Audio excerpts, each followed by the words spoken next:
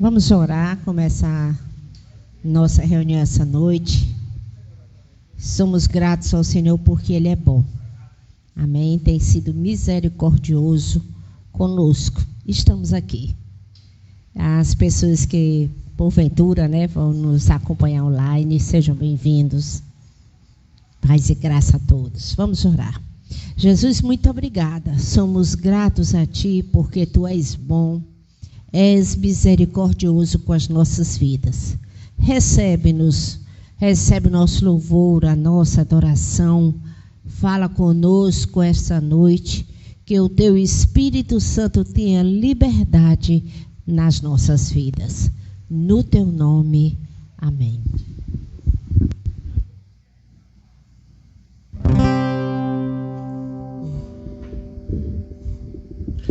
Pai do Senhor, irmãos, amém?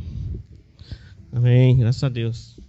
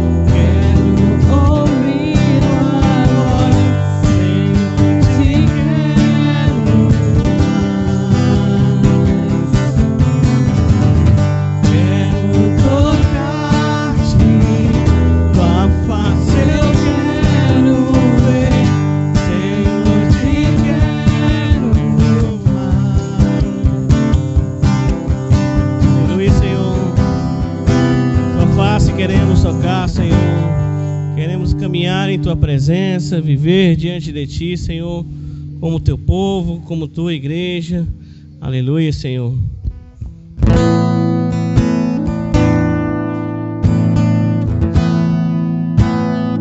Espírito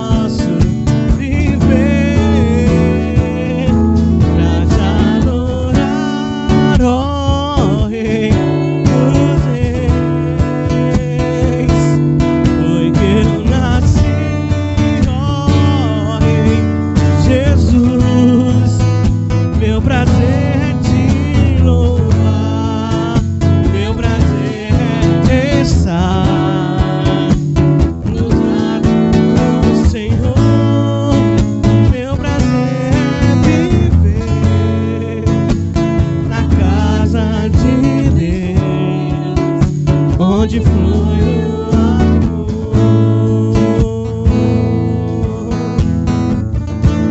Espírito,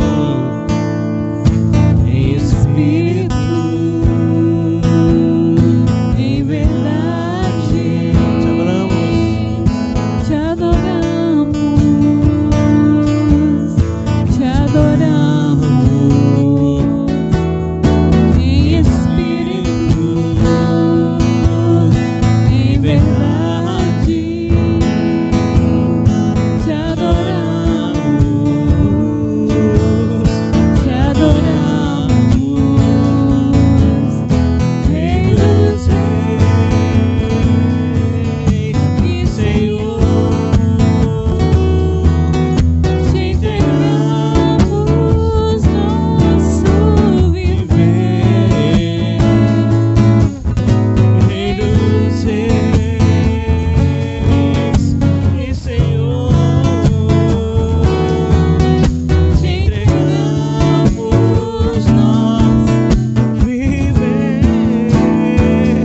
Pra te te adorar, ó Rei dos Reis.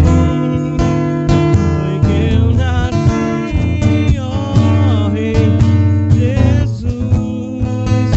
Meu prazer te louvar, meu prazer é estar nos atos do Senhor.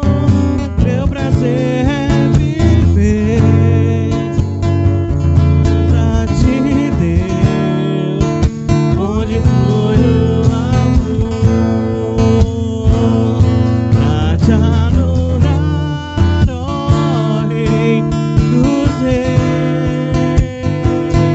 Foi que eu nasci, ó Rei Jesus. Meu prazer é te louvar, meu prazer é estar nos atos do Senhor. Meu prazer é viver na casa de Deus, onde flui o amor,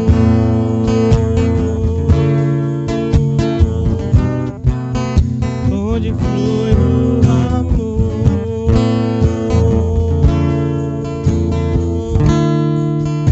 onde flui o amor. Obrigado, Senhor. Nesse momento, estamos aqui para te louvar, te honrar, Senhor. Queremos viver em tua presença. Queremos, Senhor, passar nossos dias te conhecendo mais e mais, nos dedicando, Senhor, a uma vida de oração, uma vida de palavra, Senhor, diante de ti. Continua conosco, Senhor. Age em nosso meio, Senhor. Manifesta o teu poder, a tua presença. Em nome de Jesus. Amém.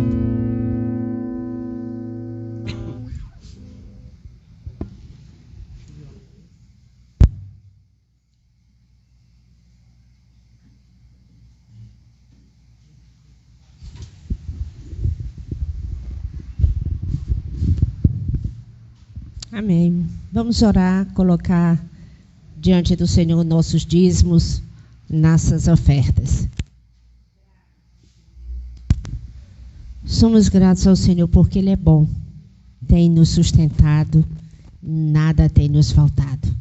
E que Ele continue, pela sua misericórdia, suprindo, as nossas casas e a igreja do Senhor. Vamos consagrar.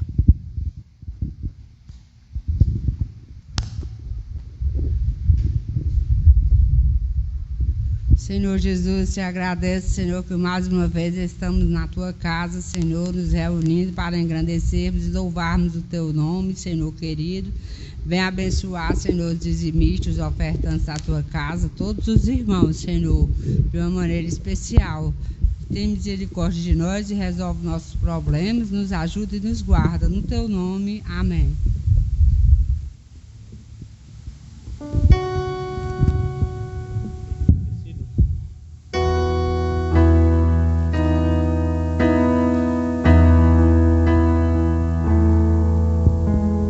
Seja engrandecido, ó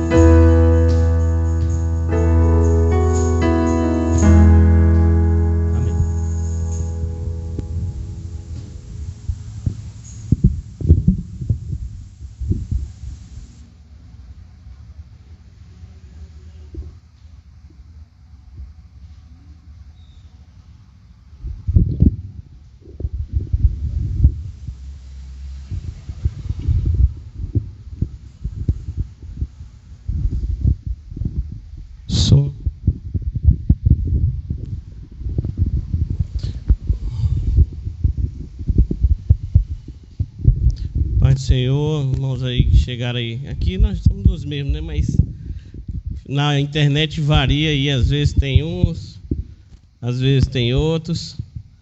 Mas graças a Deus estamos aqui, certo, irmãos? Nós vamos continuar hoje no nosso estudo de Romanos, certo, irmãos? Nós na última vez vimos aqui o começo do capítulo 3 de Romanos. E hoje nós vamos ficar do versículo... Nós vimos do capítulo 3, versículo 1 ao 20. E hoje nós vamos ficar do versículo 21 ao 26. Certo, irmãos? Vamos utilizar poucos versículos aí em Romanos, porque a gente vai tentar explorar mais aí o Antigo Testamento hoje, certo? A gente ficar muita coisa aí entendidas. Amém? Romanos 3, 21 ao 26. Diz assim: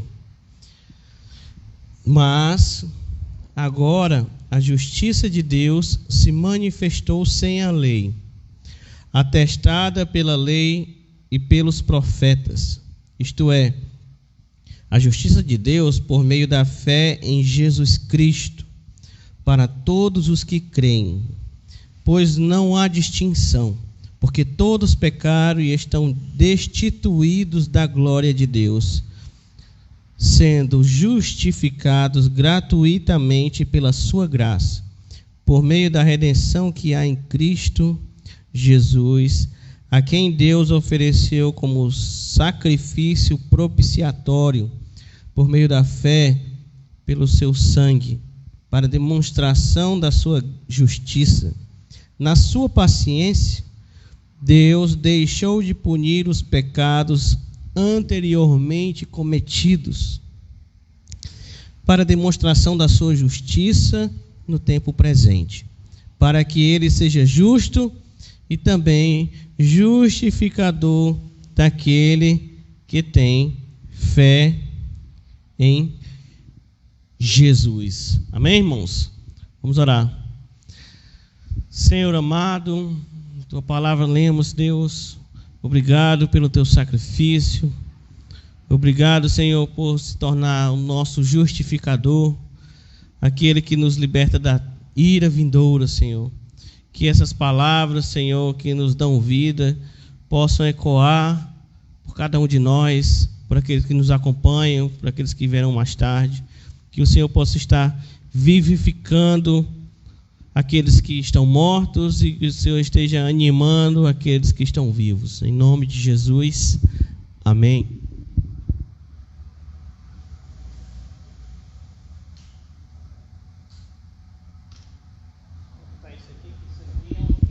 Para se molhar depois, né? Certo, irmãos? Então veja aí o seguinte, irmãos. Nós lemos aí Romanos 3, 21 ao 26, certo? O que nós já vimos até aqui, certo? Nós vimos que o Evangelho é o poder de Deus. Lembra lá de capítulo 1? Certo? Uma pequena revisão. Nós vimos que o Evangelho é o poder de Deus para salvar a todos. Está lá dizendo que aos que creem no seu nome, certo? Tem uma cláusula, aos que creem no seu nome, certo? No Evangelho se revela a justiça de Deus. Nós vimos também isso. Estou falando aqui Romanos 1, 16, 17, 18, por aí, certo? No Evangelho se revela a justiça de Deus. E nós abordamos que falar de salvação é estar ao mesmo tempo falando também de condenação, certo? Muitas vezes as pessoas focam tanto aqui na salvação e no amor que elas esquecem que tem uma condenação dentro também, certo? E Paulo vai por esse caminho. Você vê que ele fala da salvação e depois ele passa o resto do capítulo 1, metade do capítulo 1, passa o capítulo 2 e quase o capítulo 3 todo falando sobre a tal condenação, certo? E ele vai colocando sempre esse termo que é de Antigo Testamento, a ira de Deus, certo? E no capítulo 1 nós vimos que os homens, eles tentam suprimir essa verdade. Até pode ser um sinônimo, abafar a verdade de Deus. E essa rejeição de Deus como Criador, certo? E como Senhor das suas vidas, é caracterizada em Romanos de 1, do 18 ao 32, como idolatria. Lembra? Toda hora ele fica repetindo essas coisas, os seus corações, e aí Deus vai começando a fazer várias condenações, como se fossem entregas, né? Certo? Então, funciona assim, é como se Deus estivesse antecipando esse julgamento, porque as pessoas vivem suas vidas pensando no julgamento final, certo? Mas Deus já está julgando agora, e é dito que Deus está entregando as pessoas para se destruírem com seus próprios desejos. Romanos 1, 18 ao 32. E sobre essa questão do julgamento de Deus, nós observamos que não há isentos, não há inocentes nessa história, certo? Gentios, bárbaros, judeus, certo? Cearenses, brasileiros, o nome que você quiser colocar, todos foram considerados culpados, certo? Com lei ou sem lei. Lembra que nós vimos isso? Todos foram condenados. Qual o critério? Os seus próprios corações, certo? E geralmente, irmãos, quando a gente fala nessa linguagem de julgamento, e aqui em Romanos tem muito isso, se fala muito uma palavra que você pode ouvir outros pregadores utilizando na internet, que é forense, certo? O que é esse forense? É de julgamento, que você vai lá e coloca a pessoa, vai ter lá as acusações, a defesa, certo? É como se fosse instituir um julgamento. Só que quando você fala isso, o que você pensa? Ou é um tribunal que você já foi, ou então de algum filme que você viu, certo? Só que embora tenha esse quesito de um tribunal, ali, um julgamento, não é nos termos que nós imaginamos que Paulo está falando, certo? Paulo coloca esse julgamento não como se Deus está aqui e ele é somente um juiz aqui imparcial e ali está sentado o pecador que será julgado e condenado, se ele não tem Jesus, certo? E aí Deus está aqui imparcial. Isso seria um modo nosso, moderno, de ver um julgamento. Mas a forma como Paulo descreve é como se fosse mais uma contenda. Como é uma contenda? Há uma contenda entre duas pessoas. Então, o Deus que está aqui julgando, ele não está só julgando como um juiz imparcial. Ele está interessado no assunto, porque é ele que está sendo ofendido, certo? Esse é o quesito da contenda que há. Há uma contenda entre os homens e Deus, entre duas pessoas, certo? E a justificação de Deus, certo? Considerar alguém justo implica em condenação, sempre. Certo, irmãos? Então veja o seguinte, versículo 20, Romanos 3, 20. Até aqui deu para a gente revisar tudo aí, por cima, muito por cima, né? O argumento de Paulo, observe, é um ultimato, certo? Qual é esse ultimato do versículo 20? É de um juízo. Veja lá. Porque ninguém será justificado diante de Deus por obras da lei. Conversamos isso aí semana passada. Pois pela lei vem o pleno conhecimento do pecado. Ou seja, alguém pegar aqui toda a lei, certo? E não tem como ele chegar aqui e dizer, não, eu cumpro todos os mandamentos, vou ser justificado por ela. Não adianta, não consegue. Porque se você erra e você já errou num, você já é culpado, certo? O que a lei traz é o que Paulo coloca, um pleno conhecimento do seu estado. Qual é o estado da humanidade? É de condenados nesse julgamento, certo? E aí, a partir do versículo 21 para frente, nós vamos ver o outro lado da história. Nós ficamos semanas e semanas vendo a ira, a condenação. E agora nós vamos ver como Deus salva pecadores, certo? Porque, lembra que eu falei lá no Antigo Testamento? Do juízo da condenação, Deus vai e faz levantar pessoas para serem salvas. Certo? Observe a mudança da transição. No 20, você viu, olha, ninguém escapou. Olha o 21. Mas agora, está vendo a transição? Mas agora. Algo mudou. O que mudou? Se manifestou sem a lei a justiça de Deus, tendo testemunho da lei e dos profetas. Está vendo aí, irmãos? Certo? Observe esse agora aqui, certo? É uma mudança aqui do tempo, certo? Em termos seria escatológica, certo? Em que a era presente, mudando a era presente, que eles estavam lá para a era vindoura, porque eles esperavam isso lá para o final. Deus redimir, salvar as pessoas, certo? E aí, quando Paulo está dizendo aqui, ó, na época dele, ó, mas agora, certo? Se manifestou, e já ele vai falar de Jesus, certo? Então há uma transição aqui da antiga aliança para a nova aliança. Já nós vamos falar mais sobre isso. Marque aí bem grande na sua Bíblia essa palavra, se manifestou. Aqui tem um negrito enorme aqui nessa palavra, certo? A ideia é se tornou visível, certo? Então veja, mas agora, vinha falando de condenação, mas agora se tornou visível. O que se tornou visível sem a lei? A justiça de Deus. Observe isso aí, se tornou visível, certo? E essa justiça de Deus aqui, marcada aqui desse verbo, é trazer um status, certo? É como se você estivesse ali, ó, nós estamos aqui, tinha uma coisa escondida na história aqui. Era só condenação, condenação, condenação. Pecado para todo lado na humanidade. Aí vem e traz aqui, ó, Jesus para a sala, agora, que plenamente visível. É essa a lógica de Paulo. Descoberto, certo? E ele frisa, sem a lei, certo? No sentido aqui, como eu já falei, que a lei caminha mostrando que você é pecador, certo? Então, Jesus vem e é colocado assim diante do nosso cara, certo? Algo que eles não estavam percebendo. A ênfase de Paulo já está na nossa frente. E ele diz o seguinte no final do verso 21. Sim, a lei e os profetas dão testemunho. Está vendo isso aí?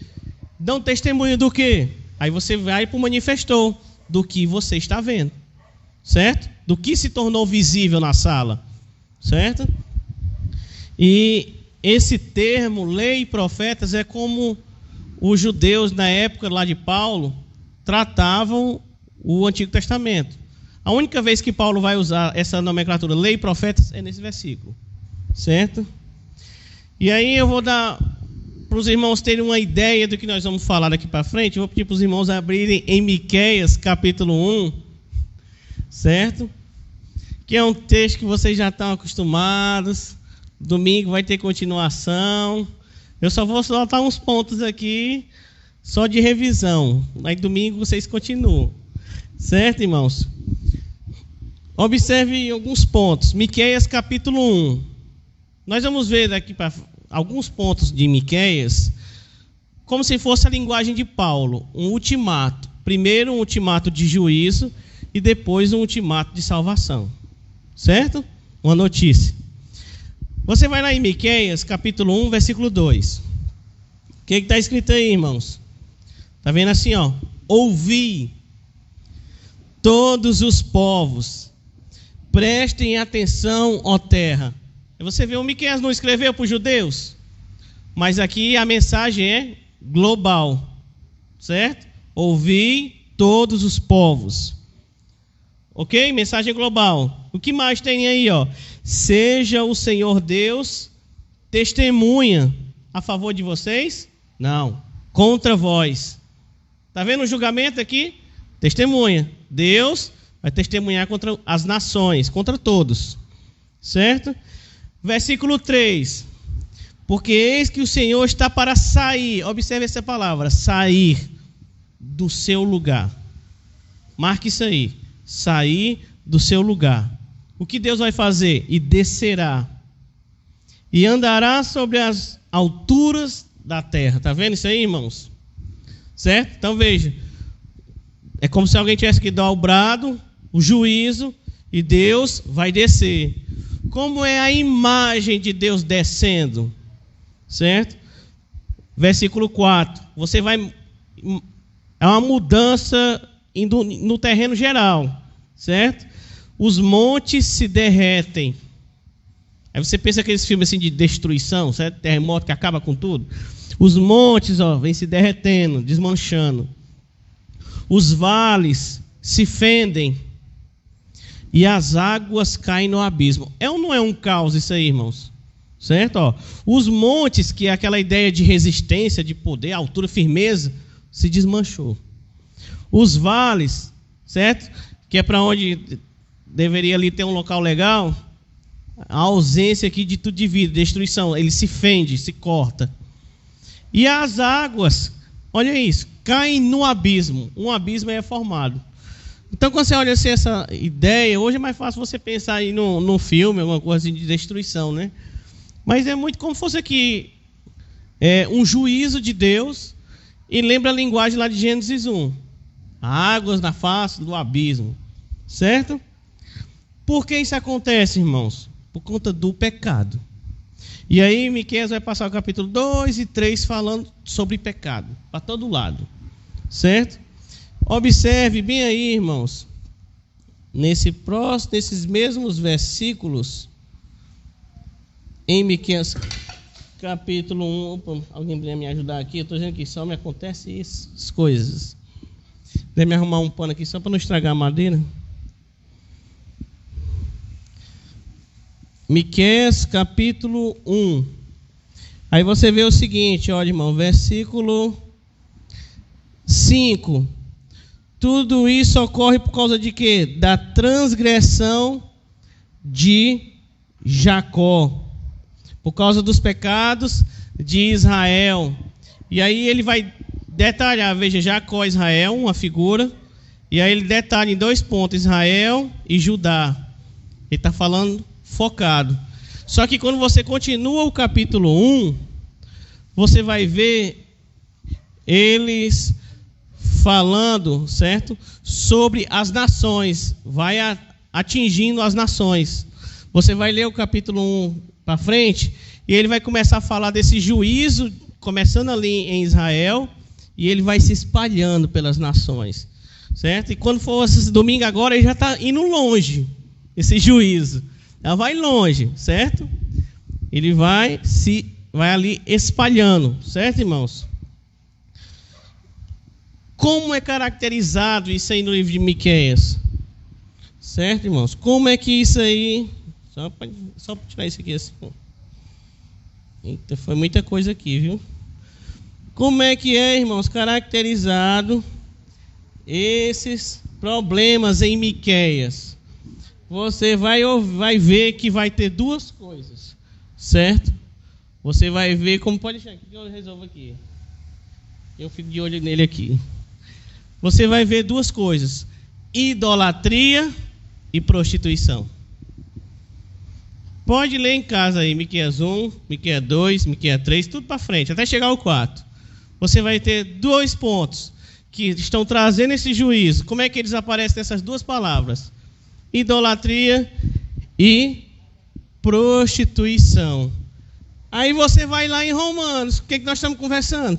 Do pecado, que traz o juízo de Deus. Prostituição e idolatria. Só que lá em Romanos ele vai descrever todos os tipos de prostituição e todos os tipos de idolatria. Certo? E aí, quando você chega aqui, ainda em Miqueias, certo, irmãos? Você vê o seguinte, Miqueias 1:3. Olha isso. Deus está saindo do seu lugar, descendo. Beleza, irmãos? Veja lá, ó, a imagem, Deus do seu lugar descendo. 2:3, motivo de Deus vir julgar. Miqueias 4:1. Mas nos últimos dias acontecerá que o monte do templo do Senhor será estabelecido. Olha agora o contrário, ó. como o mais alto. Entendeu? Ó, veja a referência. Ó. Deus está descendo para julgar, mas chegará um dia, aqui já falando de salvação, em que o monte está o quê? Sendo elevado, subindo. E o convite no capítulo 4, versículo 2, é: vinde, subamos, ensinem a palavra, não é assim? E aí quando chega lá no capítulo 5, já estou fazendo a revisão de domingo aí, já adiantando. Quando é no capítulo 5, você vai ver que Jesus vai aparecer na história. Quando diz no capítulo 5, versículo 2, vai dizer que de Belém que vai vir o Salvador. Vai vir aquele que vai governar Israel e as nações. Então veja, irmãos, esse tipo que nós estamos, essas características, julgamento, salvação, Deus descer, a salvação subindo, certo? Vai estar em muitos livros da Bíblia, certo? E é dessa forma que se fala de Deus chegando. E aí quando você diz, volte agora lá no Romanos, capítulo 3, versículo 21. Olha lá. Diz o quê? Que se tornou visível a justiça de Deus. Versículo 22. Isto é, a justiça de Deus pela fé em Jesus Cristo para todos e sobre todos os que creem, porque não há diferença. Porque todos pecaram e destituídos estão da glória de Deus. Veja aí de novo, a justiça de Deus, repetiu. Certo? Essa palavra, justiça de Deus, vai repetir mais vezes. Como é que ela agora está? Ela se tornou visível no versículo 21. E onde é que ela está no versículo 22? Pela fé em Jesus Cristo. Esse em Jesus Cristo também pode ser através de Jesus Cristo. Certo? Ou seja, não há justiça de Deus fora de Jesus. Certo? Não há. É através de Jesus aqui, Jesus Cristo, enfatizando Jesus como soberano, um rei, certo? Tem uma lá do Miqueias também. E você vê aqui, ó, muitos vão enxergar essa justiça pela fé aqui, ó, mas a justiça de Deus pela fé em Jesus Cristo para todos. Pronto, esqueceu o resto. Fechou a Bíblia, para todos, certo? Só que tem um detalhe aí, ó, é para todos e sobre todos os que creem. Está vendo a limitação? Há uma limitação aqui, tem que crer, certo? E ele diz aqui, não há diferença. Esse não há diferença é voltando àquele público. Lembra que ele está sempre falando gentio, judeu. Gentio é quem não é de Israel e judeu é quem é de Israel. Não há diferença. Versículo 23. Todos pecaram e destituídos, ou seja, afastados, estão da glória de Deus. Veja aí, irmãos, que essa fé, certo? Quando ele diz aqui, não há diferença, não, volta a mesma coisa que eu tinha falado antes. Tanto faz ser grego, bárbaro, romano, brasileiro, cearense, o que for, o que é necessário, crer, fé, certo? E essa fé não é para todos. Por que não é para todos? Porque todos pecaram. O que é para todos é o juízo, né? Todos pecaram e afastados estão da glória de Deus. Certo, irmãos? E aí você pergunta assim, então como é possível ser salvo? Se todos estão afastados, se a condenação é aquilo tudo que nós estudamos várias vezes aqui. Certo? Como isso é possível? Aí nós vamos começar a ligar pontos no nosso texto. Ligar uns pontinhos. Certo? Paulo diz, versículo 21. Estou sempre repetindo para você nunca esquecer isso aí. Se tornou visível a justiça de Deus. Depois ele diz, versículo 22. A justiça de Deus é pela fé em Jesus. E ele vai dizer, aos que creem. Certo? Qual o próximo passo? Versículo 24. Os que creem são justificados gratuitamente pela sua graça, pela redenção que há em Cristo Jesus. Veja isso aí, irmãos, olha. Justificados gratuitamente, certo? Pela sua graça. Essa gratuidade aqui, ó, que está entrando na história dessa obra de Deus, está marcando o seguinte: sem nenhum esforço humano. Deus é quem está promovendo salvação, certo? Lembra lá da história, quando você for ver Miqueias, lê de novo capítulo 1, capítulo 2, capítulo 3, você vai ver que o pessoal só está fazendo pelo contrário. E Deus vem e promove uma mudança, certo? Nós vamos ver, abrem, só já antecipar, porque o capítulo 3 de Romanos, ele anda junto com o 9. Abra lá o 9, Romanos 9, versículo 15 e 16.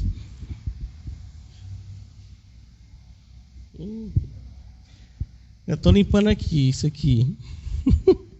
Romanos 9, 15 e 16. Diz assim, ó. Paulo está citando Moisés, falando sobre a misericórdia de Deus. Compadecer-me-ei de quem eu me compadecer, e terei misericórdia de quem eu tiver misericórdia. Assim, pois, não depende do que quer, nem do que corre, mas de Deus que se compadece. Quando nós chegarmos nesse capítulo 9, nós vamos ver que a salvação, ela depende inteiramente de Deus, certo? É porque é Deus concedendo misericórdia, é Deus concedendo perdão, é Deus concedendo o que está no nosso texto aqui, versículo 24, graça, certo? Graça como? Gratuitamente, certo?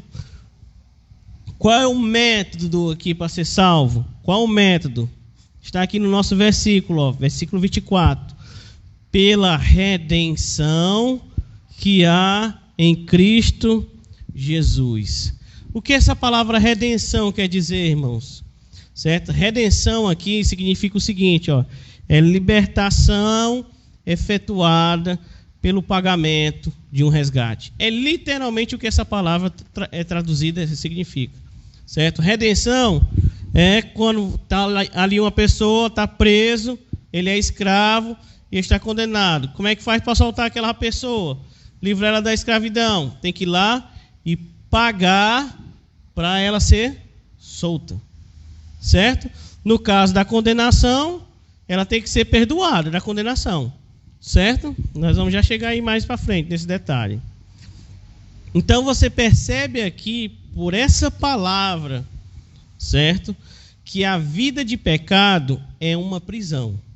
Certo? Você já vê isso logo. E Romanos, lá para frente no 7, certo? Entre o capítulo 6, capítulo 7, pode ser, dar uma olhada aí no 7, 23, vai descrever como o pecado torna a pessoa escrava da lei do pecado. Certo?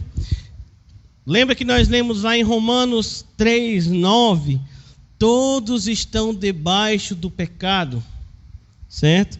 E mais tarde, veja, ele vai crescendo o ensinamento. Em Romanos 3 ele está dizendo, ó, não há justo, todos estão debaixo do pecado. Aí ele já começa a falar agora numa linguagem de escravidão. Quando chega lá no 7 para frente, do 6 para frente, vai dizer, ó, é escravidão e morte. Certo? Nós já vimos aqui que todos os pecados estão afastados de Deus. Então é um cenário difícil, certo? Sem saída. E isso fala do julgamento que Deus está fazendo, certo? Porque todos têm uma dívida diante de Deus. Todos pecaram, todos ignoraram o Criador, todos rejeitaram a verdade de Deus. É assim que ele vem seguindo o ensinamento, certo?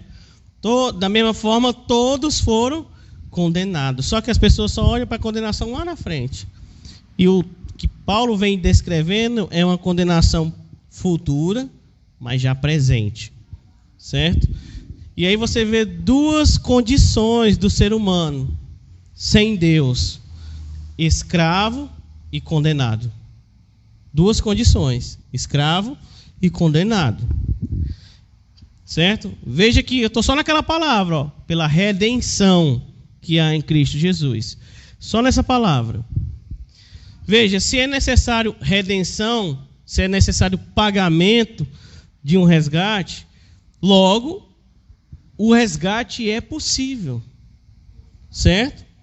É possível se pagar um resgate para libertar a vida de escravo e de condenado, certo? E era disso que tratava todo aquele sistema de sacrifício de Israel, certo? Já era apresentando essa possibilidade, certo? Você tinha leis que falavam sobre impureza, certo? Por exemplo, você tem na sua... Uma coisa que tem... Pelo menos eu luto com isso até nos livros. Dá um tempo de chuva, tem uns lá que tem uma facilidade de pegar mofo. Estava impura a casa, certo? Então, veja, aqui você podia ver, ó, existe pureza e impureza. Para participar do culto, você tinha que estar totalmente puro, certo? Para estar adequado para o culto. Tinha leis que diziam, tinham normas para quando você cometia um pecado sem saber que aquilo era pecado.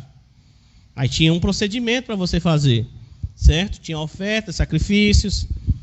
Tinha leis para mostrar o problema do coração humano quando ele teimava em pecar, certo?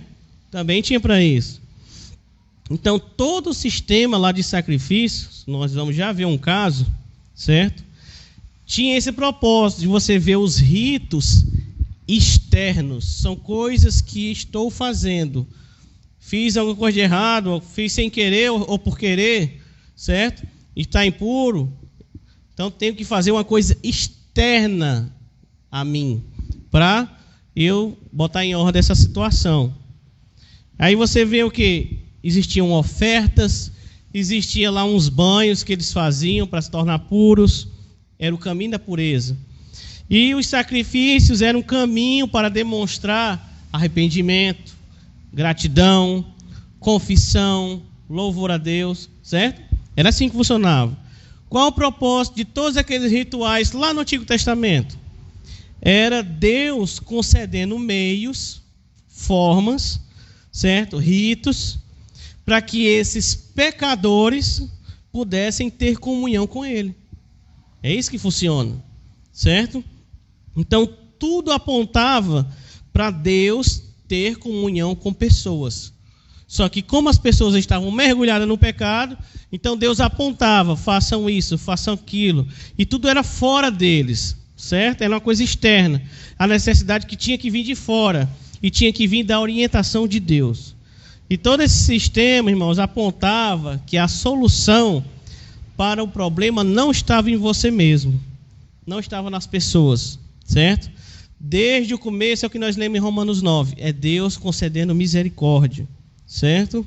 E tudo isso Paulo vai mostrando que vai apontando para Jesus, aquele que de fato conseguiria restaurar o quê? A comunhão definitiva com Deus. Então você tem lá o nosso texto, Romanos 3, 24.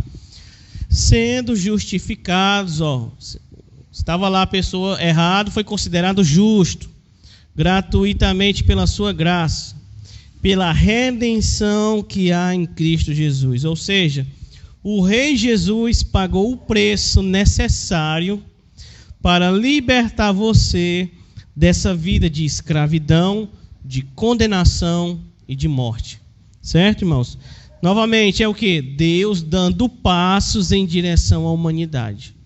Isso acontece desde o Gênesis 1, do Gênesis 3. Certo? Veja, Deus criou um espaço, Gênesis 1, para comunhão, Ele e pessoas. Gênesis 2, criou um jardim, criou um local, espaço sagrado. Gênesis 3, o homem pecou. Quem é que vem vindo? Deus de novo. Certo? É sempre nessa direção. E aí você chega no versículo 25, olha Deus propondo as coisas. Ao qual Deus propôs, Marque essa palavra aí, ó. Para propiciação pela fé no seu sangue. Irmãos, esses versículos aqui que nós estamos lendo, é como se fosse a escritura da nossa salvação, isso aqui, certo? É aqui você está. Como é que você é salvo? Está aqui, ó. Eu pequei, Deus manifestou a sua justiça, a escritura está falando disso, certo? Eu creio em Jesus, sou justificado gratuitamente pela sua graça, ele pagou o preço para me salvar. É o que nós estamos lendo aqui, é sua escritura, versículo 25. Deus propôs, ou então tem algumas versões que dizem assim, Deus ofereceu, certo? Como propiciação pela fé no seu sangue. Aí entra essa palavra aí, irmãos, essa palavra ela é diferente do vocabulário das pessoas aqui, né? Propiciação. Aí a gente precisa de um pouquinho de Antigo Testamento para entender isso melhor, certo? Em Israel, certo? Eu vou dar aqui um exemplo. Em Israel existia o dia do perdão, certo, irmãos? Era um momento em que todos fariam um jejum. Está marcado no calendário. Naquele dia ninguém vai trabalhar, todo mundo vai estar de jejum. Em Levítico 23, diz que se a pessoa não se apresentasse nesse dia com o devido momento ali de jejum e com cara de arrependimento, ela até morria, certo? Então, veja, tinha que ter jejum, contrição, orações, arrependimento e louvor a Deus, certo? Isso você vai ver em Levítico 23. Agora eu peço que você abra a sua Bíblia em Levítico 16. Porque em Levítico 16 é que você vai ver o que eles tinham que fazer nesse dia, certo? Levítico 16. É bem interessante isso aí, certo, irmãos? Você tem o capítulo todo, é o procedimento do que faz nesse dia, certo? Veja o seguinte, o sumo sacerdote, o sacerdote principal, como é que ele começa o dia? Já nós vamos ler o texto aí, certo? Ele começava o dia ali, ó, tomando um banho, bem arrumado, certo? E vestindo roupas especiais para esse dia. Depois disso, ele tinha que fazer um sacrifício. É qualquer coisa? Não. Era o novilho mais perfeito que ele tinha, certo? Ele tinha ali preparado, com certeza, um novilho para o ano todinho, para aquele dia, certo? E aí ele ia sacrificar esse novilho para quê? Para a purificação dele e dos pecados da família dele. Era por ele e pela sua casa, certo? É interessante que depois disso, ele tinha que pegar o sangue do novilho, certo? Com um incenso. Aí ele entrava lá dentro do tabernáculo, do lugar sagrado, daquela tenda, e ia até onde estava de frente à Arca da Aliança, e aí ele molhava o dedo no sangue 7 vezes e fazia assim, ó. Digamos que isso aqui é a Arca da Aliança. Ele vinha, molhava assim o sangue e saltava assim, ó. Entendido aí? Certo, irmãos? Qual era o nome da tampa da Arca da Aliança? Porque quando eu falo Arca da Aliança, todo mundo sabe o que é. Mas existia uma tampa, certo? E hoje você chama de tampa. Mas como é o nome disso lá? Propiciatório.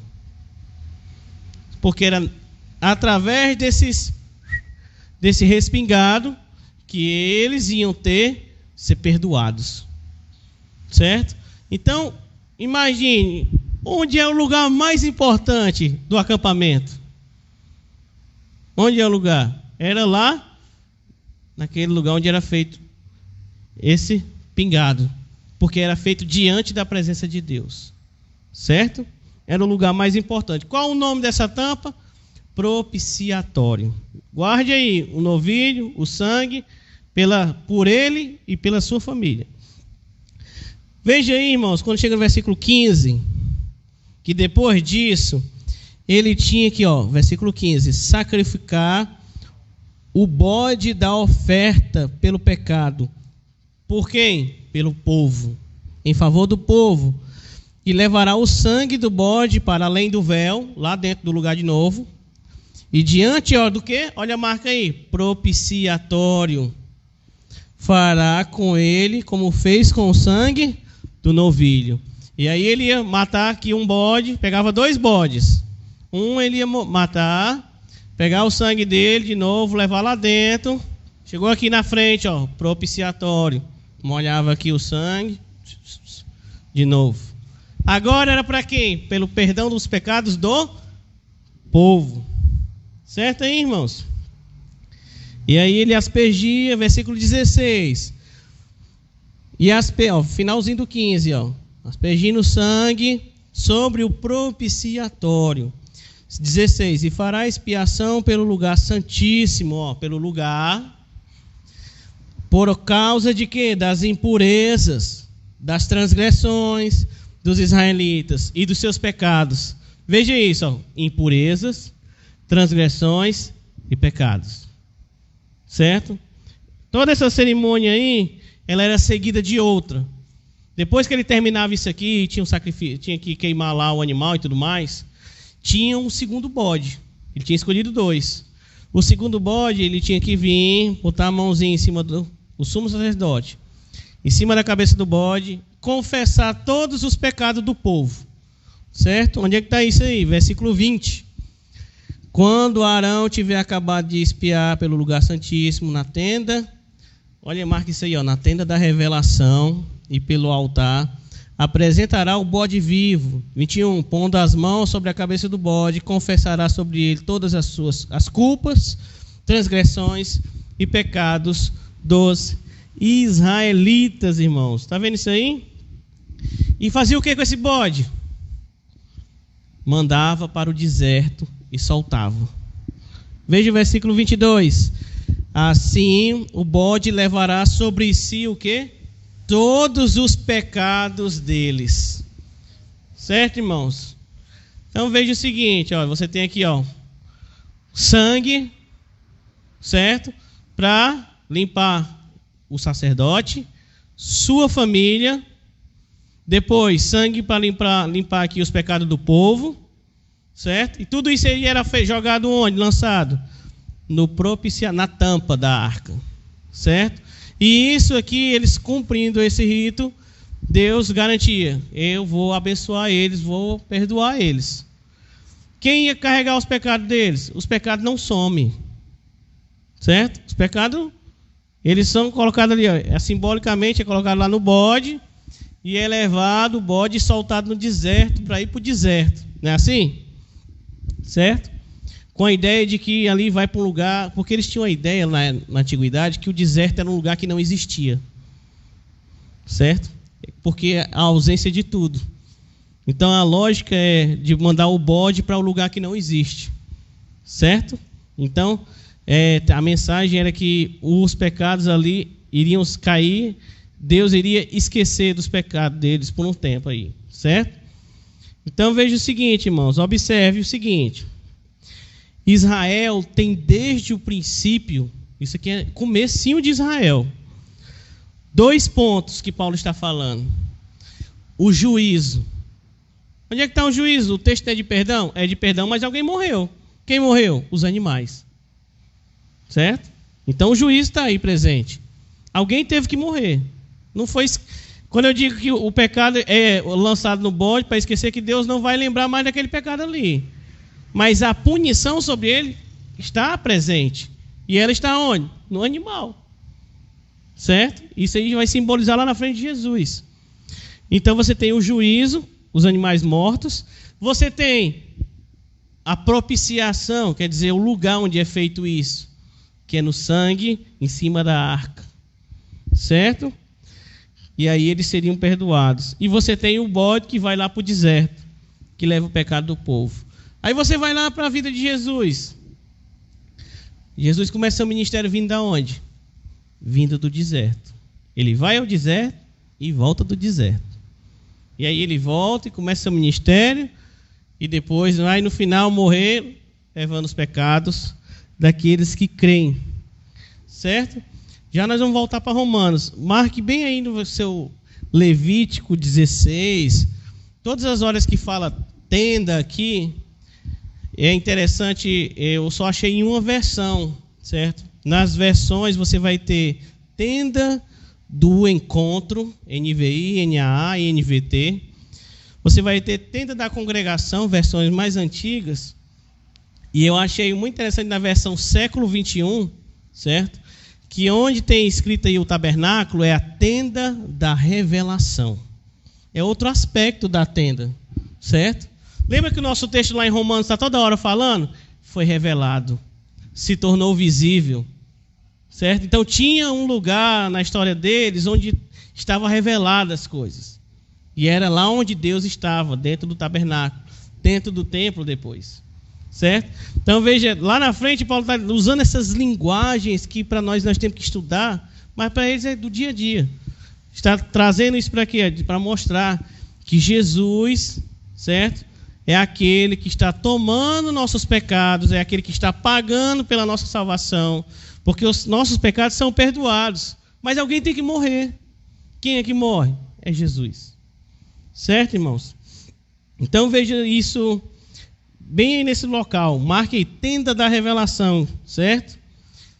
E o propiciatório, o nome da tampa da arca. Não esqueça mais disso aí, certo? Porque era nesse local que Deus concedia o perdão. E tudo apontava aqui para Jesus. Ó, o sangue apontava para Jesus, o cordeiro apontava para Jesus, o bode que vai para o deserto, o bode que é morto, o novilho para limpar a família, a água para ele tomar banho, tudo simbolizava aqui o que Deus ia fazer lá na frente. E aí você chega em Romanos, certo? Versículo 25. Agora leia lá. Está falando que Deus propôs aqui, quem é? Jesus, certo? Deus propôs para o que? Propiciação, para tirar os nossos pecados. Como? Pela fé no seu sangue. Certo? O que Paulo está falando é daquela cerimônia que eu li agora há pouco. Que a cerimônia que estava lá o sangue tirando os pecados. Agora é Jesus. Certo? Deus fez isso para demonstrar a sua justiça pela remissão dos pecados antes cometidos. Está vendo aí? Como é que esses pecados, vejam a misericórdia de Deus na nossa vida, ó. Pecados cometidos sob a paciência de Deus. Versículo 25. Sob a paciência de Deus aí funcionando. Versículo 26. Deixa eu correr aqui, irmãos, está quase. Para demonstração da sua justiça nesse tempo presente, para que ele seja justo e justificador daquele que tem fé em Jesus. Veja isso, irmão. Deus está sendo apresentado como justo, certo? Ó, para que ele seja, sua justiça, para que seja justo e justificador daquele que tem fé em Jesus. Olha esse nome aqui, ó, para demonstração da sua justiça nesse tempo presente. Certo? Você é justificado em 2 pontos. Quando Jesus morre e ele ressuscita, você tem uma primeira justificação. E você tem uma justificação lá no final, a ressurreição dos mortos. Certo? Você tem 2 aspectos dela. De que é que Deus está restaurando. A salvação, ela não é um ponto que está lá no longínquo. Certo? Ela é presente. Deus trouxe para o presente. Paulo está avisando que aqui, ó, também mostrando a paciência de Deus. Lembra que nós lemos em Romanos 2,4 que a bondade de Deus conduz ao arrependimento? Deus está sendo bom, Deus está sendo bom, Deus está concedendo perdão, e isso chegou nas nossas vidas. Jesus aqui, ó, o justo e justificador, certo? Veja que é mostrado aqui Jesus, versículo 25, certo? Ele já apresenta aqui, ó, antes da revelação e agora demonstrando no versículo 26. A cruz, irmãos, é a antecipação do julgamento, do nosso julgamento. Porque a humanidade que caminha sem Deus, um dia ela vai chegar lá para esse julgamento e ela vai receber o veredito que já estava dado. A cruz antecipa também o nosso julgamento. Porque ela chega e diz, considerado o quê? Perdoado. Certo? Por que é perdoado? Porque Jesus deu o seu sangue para comprar um povo, salvar pessoas. Está dando para entender, irmãos? Estou tentando simplificar ao máximo aqui, certo? Então veja, ao justificar o pecador, certo? Deus não deixa de lado a sua contenda com a humanidade. Lembre disso. Porque tem muita gente, não, Jesus já veio e morreu por todas as pessoas, está tudo muito bem. Deus não está deixando a sua contenda com a humanidade, não. Certo? Veja que a resolução do problema entre, vamos pensar, eu e Deus, certo? Dessa contenda, ele contra mim, certo? Ela só é resolvida por Jesus. Mas é só resolvida para aquele que crê. E aquele que não crê, continua com a contenda. Deus não está abrindo mão do seu direito, certo? Paulo conclui aqui dizendo, irmãos, que a justiça de Deus, ou seja, esse direito de Deus nessa contenda contra a humanidade, tem lugar, certo? De maneira que Deus é justo e também é justificador. Ele mantém a sua justiça de condenar as pessoas, porque as pessoas pecaram, certo? Mas ele também, além de ser justo, ele está justificando pessoas, levantando pessoas para a salvação, certo?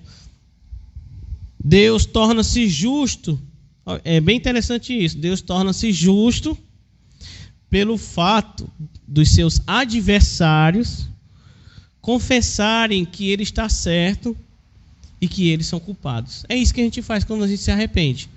Quando a gente confessa nosso pecado, certo? Quando nós estamos confessando o pecado, nós estamos dizendo, nós estamos fazendo o quê? Senhor, tu está certo em dizer que eu estou errado. Não é assim? Então é nesse sentido que eu estou dizendo que Deus é justo. Jesus, Deus, tu está certo em me condenar. Aí Deus vem com a outra mão e diz, você está justificado. Está vendo? Os dois lados andam juntos. Então veja, irmãos, a culpa admitida é a culpa depois removida, certo? E aí entra a fé. Na fé aqui, irmãos, o pecador, ele opta por tomar o partido de Deus contra ele mesmo. Não é assim? Certo? Ele reconhece a justiça de Deus e ao mesmo tempo, certo? Deus dá a ele tudo que ele precisa para ser considerado justo. É um dom que Deus dá, um presente. Você vê ali isso muito uma imagem fácil para a gente tentar explicar. Você tem ali no Egito o sacrifício da Páscoa, eles precisam sair do Egito, certo? O que Deus diz? Eu vou enviar um juízo, vai morrer todos os primogênitos, todos os primeiros filhos, certo? Não importa a idade que ele tiver, se for o primeiro filho da família, vai morrer. Está vendo? Ele está fazendo isso o quê? É um juízo de morte, não é? Mas ele, ao aplicar o juízo, ele também apresenta a salvação. Se você quiser ser salvo, certo? Vocês têm que matar o animal, passar o sangue nas portas, comer tudo certinho. Ou seja, ele apresenta as duas faces, o juízo e ele também justifica. E aí, enquanto está lá aquela família que ia comer reunida, enquanto começa lá o negócio, o anjo da morte passar e começar as outras casas a morrerem pessoas, aquela família reunida está comendo, e aquele animal que está na mesa é o motivo do filho que está rindo na sala, brincando. Está vendo? É um negócio bem presente. Não é a salvação longe. É na casa. Está ali, o menino está vivo porque o animal está morto. Não era difícil entender. Certo? O menino está justificado porque o animal morreu. Então veja, Deus preparou Jesus para ser o quê? O sacrifício final, o sacrifício perfeito. E aí Jesus recebe a condenação, e através da condenação de Jesus, certo? Na morte, nós somos resgatados para a vida. Duas aplicações, irmão, para eu terminar aqui. A salvação não é um fim em si mesmo, certo? A salvação não é um pré-requisito, irmãos, para a gente conquistar e botar na gaveta e só usar quando precisar. Não é uma carteira de reservista. Você já viu um homem? Carteira de reservista serve para quê? Você não sabe para que serve. Você tem, certo? Então, veja, a salvação não é para isso, certo? Ser justificados por Deus é uma bênção presente, certo? E também futuro, que muda tudo na sua vida, certo? Não há lugar para uma vida dedicada à sua própria vontade, seu próprio eu, sua própria liberdade, porque a pessoa pega e diz, não, Jesus me libertou, e ele me libertou para a minha vontade, agora eu estou liberto para fazer o que eu quiser. Mas você não vê essa linguagem na Bíblia, certo? Você vê o que no Antigo Testamento? Você vê Deus dizendo, depois que passou a Páscoa, eu tirei vocês do Egito. Lembra de como eu libertei vocês? Todos os livros do Antigo Testamento têm isso. Lembra como eu tirei vocês do Egito? Vocês agora são meus. Entre todas as nações eu escolhi vocês. Então as pessoas gostam do escolhi. Mas também não é só escolher. Eu escolhi para alguma coisa. Tem um propósito, certo? E Israel esquece disso o tempo todo. Milhares de pessoas têm contato com a Bíblia e esquecem dessa parte, ou não querem ver. Ser salvo tem um propósito. Receber essa luz do Evangelho tem um propósito, certo? Ser justificado tem um propósito. Qual o propósito que Deus coloca? É que você agora é propriedade de Deus, certo? A fé é dada como um dom gratuito. Receber a vida de Deus tem um significado. Adão e Eva receberam a vida no jardim. Qual o significado? Plantem, cresçam, rejam o lugar, expandam esse lugar. Certo? Está vendo o crescimento? Abraão recebe a promessa. Multiplica. Israel vai crescer. Multiplica, cresça um lugar. Eu vou dar, expanda um lugar. Certo? Então, nós temos que expandir nossas terras, nossas tendas. Temos que expandir com quem falamos, temos que expandir a palavra de Deus com quem moramos, com quem trabalhamos. Muitos pensam que já compreendeu o necessário ali. É um ponto aqui, eu já compreendi a salvação para mim. Eu entendi o que é justificado, eu entendi o que é salvação, eu entendi o que é Jesus e aí pronto. É como se fosse aquele desenho, fez um escudo assim ao redor dele. Pronto, mas não é assim que funciona. Esse escudo que Deus coloca, se eu usar a mesma linguagem, ele é para ir crescendo com outras pessoas, certo? Então nós temos que nos empenhar em levar a bondade de Deus a outras pessoas e orar por isso, certo? Outra coisa que nós podemos ver aqui, nessa linguagem do tal do propiciatório, certo? É que é o lugar onde tudo acontece, certo? E veja onde é esse local que tudo acontece, é diante de Deus. E aí você vê lá em outras passagens, Paulo vai falar isso aí também mais na frente, certo? De que hoje nós somos os sacerdotes. Não era só o sacerdote que estava lá diante de Deus, que tinha acesso a esse lugar da presença de Deus. Hoje em dia a salvação garantiu a você também esse acesso, certo? E é nesse lugar onde nós devemos estar, é nesse local que é dado o acesso para você entrar. Você foi purificado com a água do Espírito Santo, da palavra, foi renovado com o Espírito Santo, para você entrar nesse lugar e viver nesse lugar, certo? Ser parte dali. Que você não anda mais sozinho, mas que anda como pessoas que receberam a vida. Você não anda mais como escravos, certo? Não anda como condenado. E é por você ter sido purificado e colocado nesse lugar de culto que você é um adorador de Deus. E é esse caminho que Paulo vai chegar até Romanos 12. O pessoal lê Romanos 12, mas é uma construção até chegar lá. O que ele vai dizer lá em Romanos 12? Apresentei os vossos corpos como sacrifício, culto, certo? Como adoradores. Então veja, você intercede. O que o sacerdote fazia? Ele intercedia pedia pelos seus pecados, perdão, mas ele também intercedia pela família. Então nós precisamos estar o quê? Intercedendo pela nossa família, intercedendo pelo nosso povo, certo? Você deve clamar por misericórdia de Deus. Você deve apresentar o seu louvor, a sua adoração a Deus, certo? A sua mente não está mais presa ali no mesmo ciclo de trevas. Você é como se fosse a história de Israel. Você foi tirado do Egito, certo? Você deixou de ser um peregrino no deserto. E agora você tem ali um Deus, você tem um povo, você tem um lugar. Certo? Essa é a imagem que está passando. Você vai ver caminhando Paulo no pensamento dele, que ele vai dizer, você tem uma herança. Qual é a sua herança? A herança é a bênção de estar com o Senhor. Vai falar isso em Efésios, semana daqui 15 dias, certo? Você tem a palavra de Deus no seu coração e nos seus lábios, irmãos. E isso acontece por quê? Porque você foi salvo para comparecer diante de Deus. E é nisso aí que a gente tem que cuidar, certo? O propósito é salvos, foi dado toda a condição especial para que você estivesse na presença de Deus. E é isso que nós temos que cuidar, para deixar essa chama acesa, manter nossa devoção, nosso estudo, cuidar da nossa santidade, cuidar das nossas orações, cuidar da nossa gratidão. Manter-se no lugar. Amém, irmãos? Vamos orar. Senhor Jesus, Pai amado, agradecemos por tudo que o Senhor dá a cada um de nós, Pai. Nós não merecemos a Tua graça, nós não merecemos o Teu favor. Mas o Senhor, mesmo assim, se empenha e derrama Tuas bênçãos espirituais sobre nós. E também o Senhor é presente nas nossas vidas hoje, Pai. Muito obrigado, que nós possamos aprender mais sobre isso e aplicar em nossas vidas. Que possamos descansar na Tua provisão, na dependência do Teu poder, da Tua vontade, da Tua bondade, Senhor.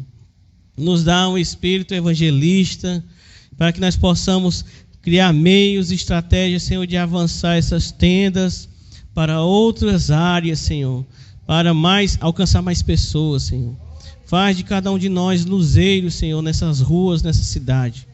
Em nome de Jesus, Senhor, tem misericórdia daqueles que estão próximos de nós, que nós possamos conseguir levar a Tua palavra de vida a essas pessoas, Pai. Em nome de Jesus. Amém, irmãos. Amém.